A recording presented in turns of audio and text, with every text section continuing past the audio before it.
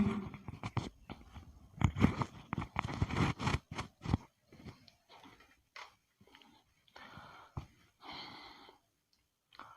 Morning दोस्तों, मैं हूं आशीष। आप सब लोग मेरा नाम से वाकिफ़ हो गए होंगे। मैं कल थोड़ा सा तबीयत ख़राब होने की वजह से मैं क्लास नहीं ले पाया था, तो वही क्लास मैं आज ले रहा हूं। तो अगर वीडियो अंत में अच्छी लगे तो फॉरवर्ड ज़रूर करिएगा, सब्सक्राइब ज़रूर करिएगा और लाइक ज़रूर करिएगा मेरे वीडियो को। मैं फिर से कह रहा हूँ, थोड़ा सा आवाज़ नहीं गई होगी कानों तक, तो मैं कह रहा हूँ कि मेरे वीडियो को लाइक, सब्सक्राइब और फॉलो ज़रूर करिएगा। तो मैं चल रहा हूँ, आपको मैं बताया था कल, उस दिन मैं बताया था सोमवार या मंगलवार का टाइम था, तो मैं बताया था कि जो अंग्रेजी ईस्ट इंडिया का जो अंग्रेज था, अंग्रेज के बाद कौन आया था भारत में? पुर्तगाल, सॉरी, अंग्रेज के बाद भारत में कौन आया? तो फ्रांसीसी था। तो वही मैं फ्रांसीसी के बारे में बताने चल रहा हूँ कि ध्यान दीजिएगा कि मैं बताया था कि शुरुआती जो दौरा था अंग्रेज का, वो डच को पराजित करके, मतलब कहने का डच के बाद कौन आया भारत में? डच के बाद आने वाला भारत में अंग्रेज था। डच के बाद भारत में आने वाला कौन था? अंग्रेज था। तो मैं बहुत ज़्यादा इसके बारे में डिटेल में बताया नहीं था, तो वही आज मैं फिर से चल रहा हूँ बताने के लिए। मैं बताया था 1599 ईस्वी में 1599 ईस्वी में एक कंपनी की स्थापना की गई थी। किसके द्वारा? अंग्रेजों के द्वारा। अंग्रेजों के द्वारा एक कंपनी की स्थापना की गई थी, और उसको स्थापित करने वाला कौन था? लॉर्ड मेयर था। लॉर्ड मेयर ने एक कंपनी की स्थापना की थी, जिसका जो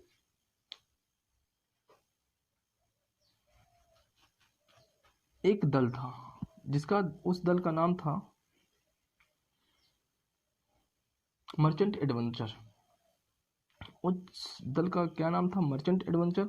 और वही इसके बाद आता है 1600 ईस्वी, और 1600 ईस्वी में इंग्लैंड की रानी एलिजाबेथ फर्स्ट ने इस कंपनी को पूर्वी देशों के साथ 15 वर्षों के लिए एकाधिकार प्रदान कर देती है। 1600 ईस्वी में इंग्लैंड की महारानी एलिजाबेथ ने इस कंपनी को पूर्वी देशों के साथ व्यापार करने के लिए एकाधिकार प्रदान कर देती है। और वही उस वक्त का जो 1600 ईस्वी था, 1600 ईस्वी में जो तत्कालीन भारत का शासक था वो अकबर था। वही उसके बाद 1611 ईस्वी में बहुत इंपॉर्टेंट बात थी, 1611 ईस्वी में अंग्रेजों द्वारा सबसे पहले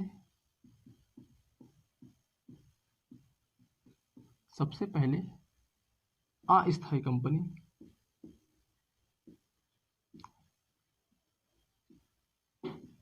की स्थापना कहाँ की गई थी? कहाँ की थी? तो वह था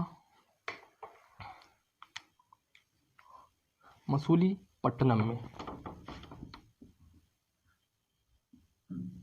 मसूलीपट्टनम बहुत इंपॉर्टेंट क्वेश्चन है ये पूछता है कि अंग्रेजों के द्वारा सबसे पहले भारत में अस्थायी कंपनी की स्थापना कहाँ पर? सबसे पहले भारत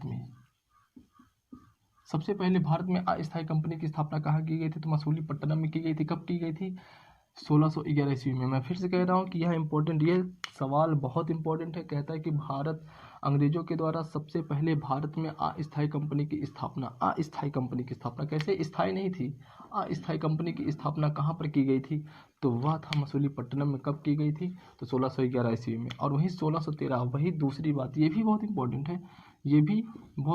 है, कहता है कि 1613 ईस्वी की बात है। कब की बात है? 1613 ईस्वी की बात है। और 1613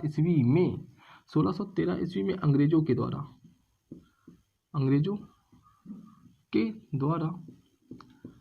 के द्वारा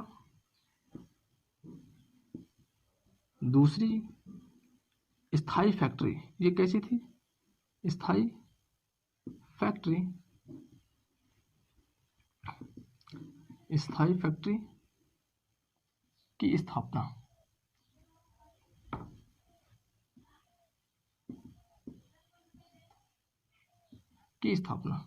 दूसरी स्थायी कंपनी की स्थापना, अंग्रेजों के द्वारा दूसरी स्थायी कंपनी की स्थापना कहाँ की गई थी? तो वह था सूरत में। कहाँ था? सूरत में था। और इसके बाद भारत में आने वाला कौन था? फ्रांसीसी था। इसके बाद भारत में आने वाला कौन था? तो फ्रांसीसी था। तो फ्रांसीसी के बारे में बताने वाला था, लेकिन कल नहीं बताया था। किसने नहीं बताया था? मैं आपको रीजन बता दिया था कि कल थोड़ा सा तबीयत ख़राब हो गई थी। तबीयत ख़राब होने की वजह से मैं कल क्लास नहीं लिया था। ठीक है, तो मैं आज वही चल रहा हूँ बताने के लिए। तो आप सिर्फ पोज करके आप उसको, मेरे वीडियो को रोक करके आप इस चीज़ को लिख लीजिएगा, बहुत इंपॉर्टेंट है। मैं एक बार फिर से कह दे रहा हूँ, अंग्रेजों के द्वारा भारत में पहली अस्थायी कंपनी की स्थापना कहाँ की गई थी? तो मसूलीपट्टनम में। अंग्रेजों के द्वारा दूसरी स्थायी कंपनी की स्थापना, या पहली स्थायी कंपनी की स्थापना कहाँ की गई थी? तो सूरत में की गई थी। कब की गई थी?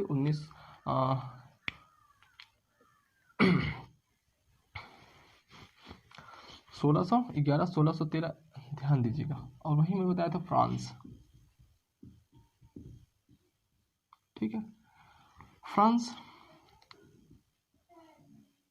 कब की मैं बात कर रहा हूँ? 1764 ईस्वी की बात कर रहा हूँ। कब की बात है? 1764। और 1764 ईस्वी, इस वक्त तत्कालीन जो शासक था वो लुई 16वां था। कौन था? लुई 16वां था। और वही लुई 16वां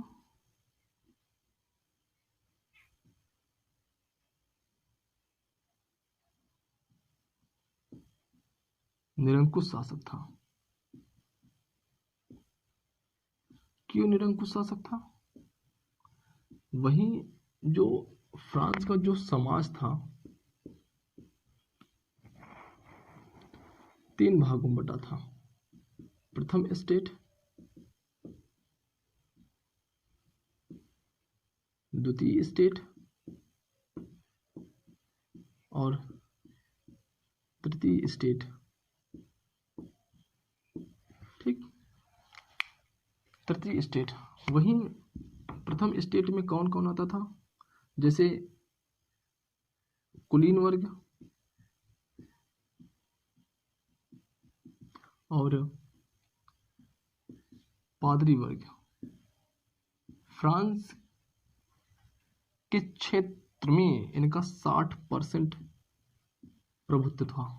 फ्रांस के क्षेत्र में, फ्रांस का जितना भी एरिया था, फ्रांस के एरिया में इनका 60% वर्चस्व था। 60% स्थानों पर ये इनका कुलीन और पादरी वर्ग रहते थे। और वहीं द्वितीय स्टेट व्यापारी का था। व्यापारी और अन्य भी थे। और वहीं तीसरे स्टेट में मजदूर, किसान, वकील, डॉक्टर,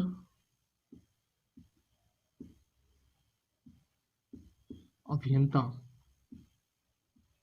अन्य ऐसे लोग आते थे।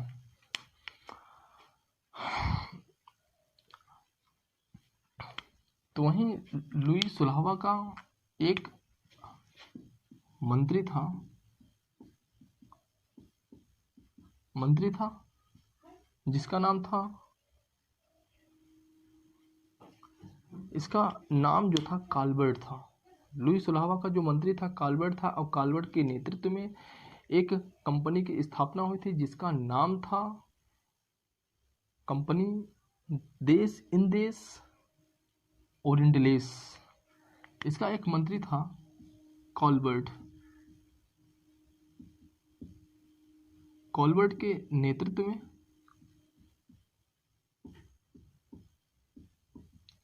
नेतृत्व में एक कंपनी की स्थापना की गई थी। कंपनी की स्थापना की गई थी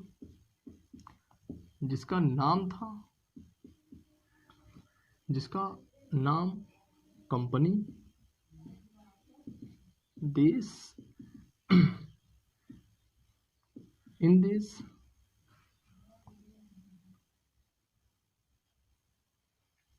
ओरिएंटलेस।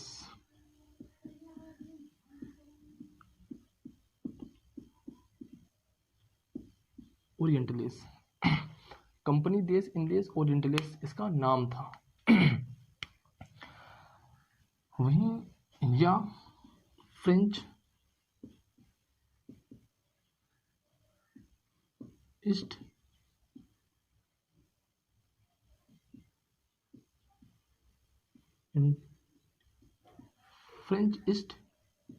इंडिया कंपनी या कंपनी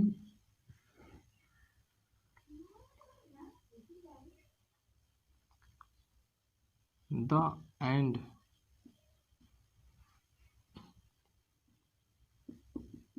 ओरिएंटल। तो इसका 3 नाम आता है आपका, कंपनी देश इंदेश ओरिएंटलेस, या आप फ्रेंच ईस्ट इंडिया कंपनी कह सकते हो, या कंपनी द एंड ओरिएंटल। 3 नाम, इस 3 नाम को आप ध्यान दीजिएगा। ये कौन सी फ्रेंच ईस्ट इंडिया कंपनी थी, और ये फ्रेंच ईस्ट इंडिया कंपनी जो थी ये सबसे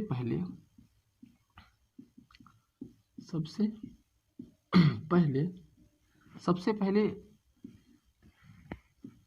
यह व्यापार के लिए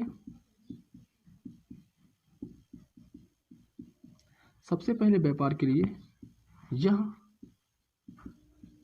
मेडागास कर जाती है। कहाँ जाती है? मेडागास्कर कर जाती है। यह कंपनी सबसे पहले व्यापार के लिए कहाँ जाती है? मेडागास्कर जाती है, और मेडागास्कर में असफल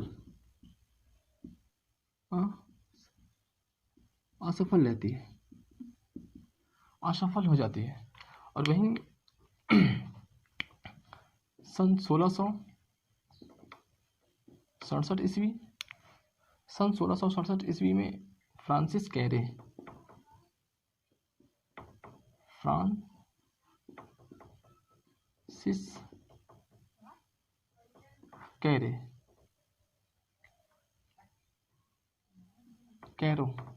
कैरो कौन था? सन 1667 ईस्वी में फ्रांसिस कैरो ने की एक दल जो भारत को आती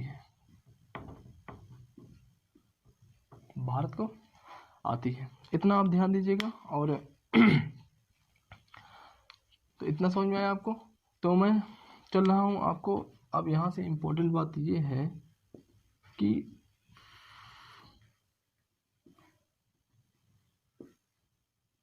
फ्रांसीसियों ने अपनी पहली कंपनी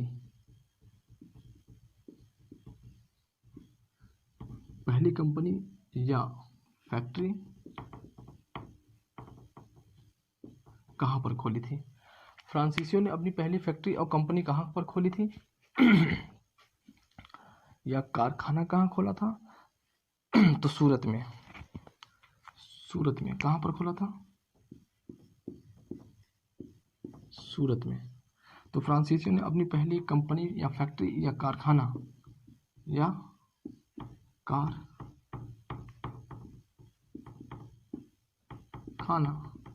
कहाँ पर खोला था? तो सूरत में। और वहीं दूसरी बात यह है कि फ्रांसीसियों ने अपनी दूसरी कोठी या फैक्ट्री मसूलीपट्टनम में स्थापित की थी सन 1600 उनहत्तर ईस्वी की बात है। सन 1669 ईस्वी में फ्रांसीसियों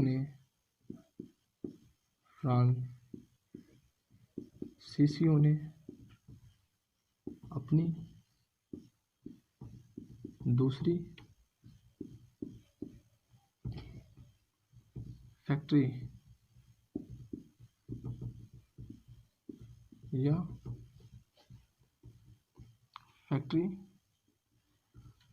फैक्ट्री की स्थापना ना कहाँ की थी, तो मसूली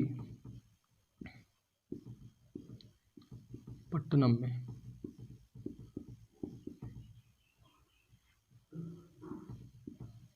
में। तो ये दोनों चीज़ इंपॉर्टेंट है।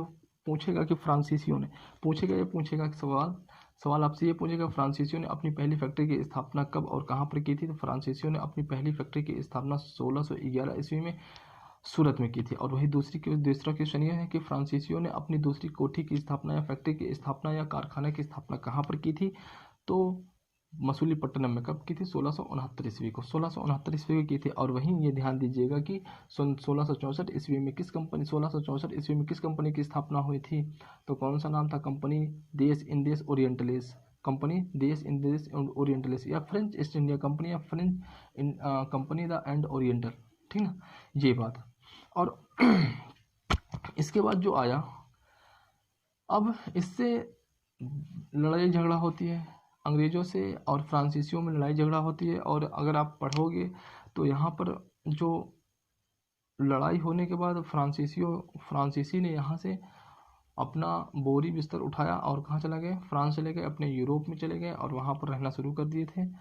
तो मैं एक क्वेश्चन पूछता हूँ, आप लोग सब लोग बताइएगा, भारत में आने वाला सर्वप्रथम कौन था और भारत से जाने वाला सर्वप्रथम कौन था, कब आया था और कब गया था। ये भी ध्यान दीजिएगा, आप लोग इस चीज़ को बताइए। और इस वक्त मैं चल रहा हूँ, ठीक है। अब इसके बाद जब पढ़ोगे तो आपको अब एक चीज़ और बताया जाएगा इसमें कि अब यहाँ पर ये जब खत्म होता है तो एक भारत में मुगलों के बीच में एक उत्तराधिकार का युद्ध होता है। उत्तराधिकार अर्थात अपनी राजगद्दी को पाने के लिए इस टाइम पर युद्ध होता है। और इस वक्त भारत में अपना अंग्रेज वर्चस्व बढ़ा रहे थे और काफ़ी ज़्यादा अपना आयात निर्यात कर रहे थे और यहाँ पर अपना फैक्ट्रियाँ स्थापित कर रहे थे। फैक्ट्री स्थापित कर लिए थे काफ़ी ढेर सारी, अपने उपनिवेश बना लिए थे, अपनी कॉलोनियाँ वगैरह बना करके यहाँ पर अपना हेडक्वार्टर वगैरह सब कुछ बना लिए थे। वैसे करते करते मैं बताया हूँ कि आपको बहुत डिटेल में नहीं पढ़ाऊँगा। मैं डिटेल में पढ़ाने के लिए वक्त चाहिए और मेरे पास बहुत ज़्यादा वक्त है नहीं, बहुत ज़्यादा काम रहता है। तो इस चीज़ को ध्यान दीजिएगा कि मैं चल रहा हूँ। एक बहुत इंपॉर्टेंट संधियाँ, काफ़ी ज़्यादा क्वेश्चन पूछ लिया जाता है कि इलाहाबाद की संधि कब हुई थी, इलाहाबाद की प्रथम संधि और द्वितीय संधि कब हुई थी, किसके किसके बीच में हुई थी। तो इस चीज़ को मैं बताने चल रहा हूँ और बहुत ही इंपॉर्टेंट है। और इसको बताने से पहले मैं आपको एक चीज़ बात बताने चल रहा हूँ। इस चीज़ को ध्यान दीजिएगा कि मेरे वीडियो को लाइक सब्सक्राइब और शेयर ज़रूर करिएगा। मैं आपके लिए मेहनत कर रहा हूँ तो थोड़ा सा आप मेरे लिए मेहनत कर दीजिए। तो मैं चल रहा हूँ यहाँ पर आपको ये बताने के लिए कि महत्वपूर्ण, इसको मैं साफ करता हूँ तब मैं लिखता हूँ। इसको मैं साफ कर दे रहा हूँ। तो हमारे ख्याल से ये चीज़ आपको वीडियो समझ में आई होगी। अगर समझ में आई है तो यस कमेंट में लिखिएगा, अगर समझ में नहीं आई है तो नो लिखिएगा। अगर समझ में आई है कमेंट में यस लिखिएगा, अगर नहीं समझ में आई है तो नो लिखिएगा, जिससे मैं आपको फिर से बता सकूं। ठीक, तो चलिए इम्पोर्टेंट संधियाँ, महत्वपूर्ण संधियाँ, महत्वपूर्ण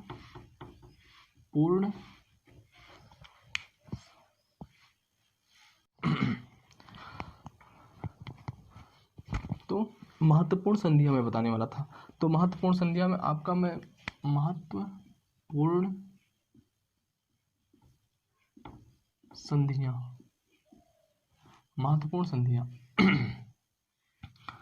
तो यही मैं पहला पढ़ूंगा, इलाहाबाद।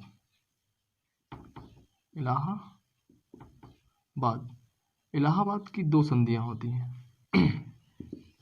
पहली संधि, दूसरी संधि। इलाहाबाद की जो पहली संधि होती है वो होती है, इसका जो टाइम था 12 अगस्त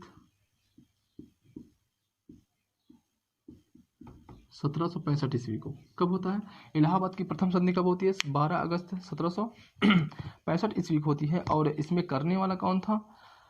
इसमें किसके किसके बीच में होती है? वो होता है शाह आलम द्वितीय। ये किसके किसके बीच में होती है? तो वही अंग्रेज था,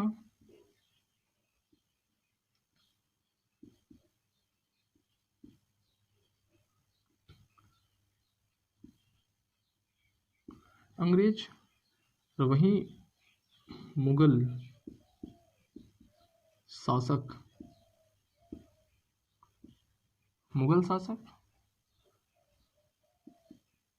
शाह आलम द्वितीय, और वहीं इलाहाबाद की जो संधि होती है 12 अगस्त 1765 ईस्वी के 4 दिन बाद अर्थात 16 अगस्त 1765 ईस्वी को, 16 अगस्त 1765 ईस्वी को इलाहाबाद की दूसरी संधि होती है। और किसके किसके बीच में होती है? तो अंग्रेज और वहीं दूसरा था शुजा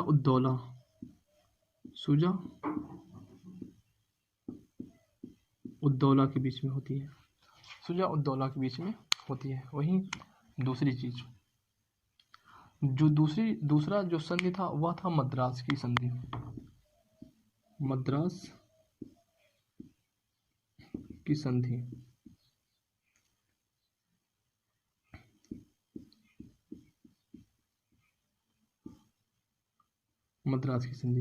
और मद्रास की संधि हुई थी 1700। बहुत ही इंपॉर्टेंट है, ध्यान दीजिएगा। ये भी महत्वपूर्ण है और ये भी महत्वपूर्ण है, ठीक ना। तो मैं बताया था कि जो मद्रास की संधि हुई थी 1789 ईस्वी 1769 ईस्वी को, 1769 ईस्वी को हुई थी। किसके किसके बीच में हुई थी? हैदर अली और, अगर किसके किसके बीच में हुई थी तो एक था हैदर अली और वहीं दूसरा था अंग्रेज। कौन था? हैदर अली और अंग्रेज। तो मद्रास की संधि किसके किसके बीच में होती है? कब होती है? 1769 ईस्वी को। किसके किसके बीच में होती है? हैदर अली और अंग्रेज के बीच में होती है। और वही तीसरी बात है मंगलौर की संधि। एक पहली जो मतलब सीरियल में चल रहा हूँ, सालबाई की संधि। सालबाई की संधि, जो सालबाई की जो संधि होती है वो 1782 ईस्वी को होती है। 1782 अंग्रेज और वही था मराठे। अंग्रेज और किसके अंग्रेज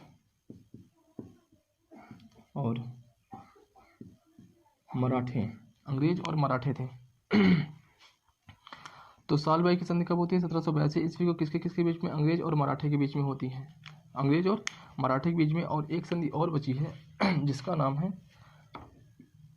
मंगलौर की संधि।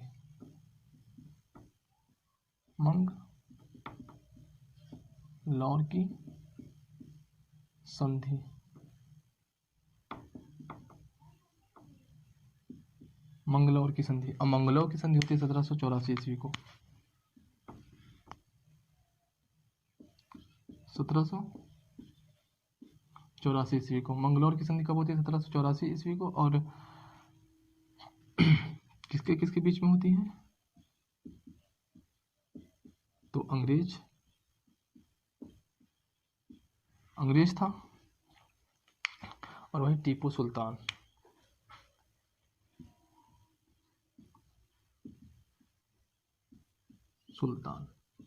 टीपू सुल्तान। ठीक, तो मैं फिर से एक बार कवर कर दे रहा हूँ, एक बार फिर से रिवीजन कर दे रहा हूँ, इस चीज़ को आप ध्यान दीजिएगा। महत्वपूर्ण संधियाँ हैं बहुत, ये संधियाँ क्वेश्चन बन करके आ जाती हैं पेपर में। ये संधियाँ क्वेश्चन बन करके पेपर में आ जाती है। किसी न किसी एग्जाम में पूछ लिया जाता है कि इलाहाबाद की संधि कब हुई थी, इलाहाबाद की प्रथम संधि और द्वितीय संधि कब हुई थी, किसके किसके बीच में हुई थी, किसके किसके बीच में हुई थी। और वहीं पूछेगा फिर से आपका मद्रास की संधि और सालबाई की संधि। इसमें ये सारे के सारे महत्वपूर्ण है। यहाँ खुद मैं लिख दिया हूँ कि महत्वपूर्ण संधियाँ, यहाँ मैं खुद भी लिख दिया हूँ महत्वपूर्ण संधियाँ। महत्वपूर्ण संधियाँ में इलाहाबाद की संधि कब हुई थी, इसका टाइम क्या था, 12 अगस्त 1765 ईस्वी को। किसके किसके बीच में हुई थी, अंग्रेज और मुगल शासक जिसका नाम था शाह आलम द्वितीय, मुगल शासक जो शाह आलम द्वितीय। और वही दूसरी जो संधि होती है इलाहाबाद की संधि 16 अगस्त अर्थात इसके 4 दिन बाद 16 अगस्त 1765 ईस्वी को होती है।